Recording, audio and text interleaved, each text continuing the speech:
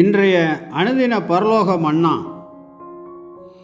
நாள் பிப்ரவரி 19. இதன் ஆதார வசனம் தீத்து 1:15-16.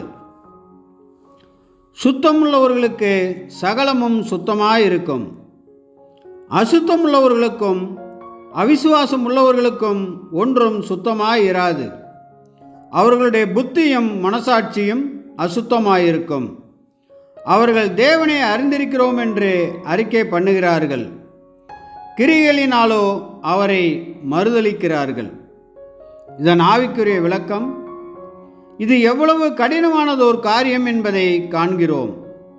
தேவ பிள்ளைகள் எவ்வளவு ஜாக்கிரதை உள்ளவர்களாக ஜீவிக்க எச்சரிக்கப்படுகிறார்கள்.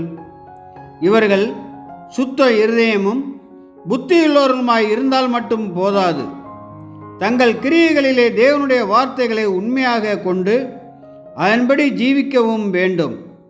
நாம் நம்மை அடிக்கடி சோதித்தறிந்து நடந்தால் மட்டுமே இதை நிறைவேற்ற முடியும். தேவ அன்பை நாம் எந்த அளவுக்கு காட்டி வருகிறோம் என்பதை அவர் நமக்கு போதித்து கொடுத்த அன்பின் கட்டளையை கைக்கொண்டு நடப்பதின் மூலமாகவே நாம் வெளிப்படுத்த முடியும். தேவனுடைய உள்ளான அன்பு இல்லாதவன் அவரை அறிந்தும் மறுதலிக்கிறவனாக இருப்பான். ஆமென்.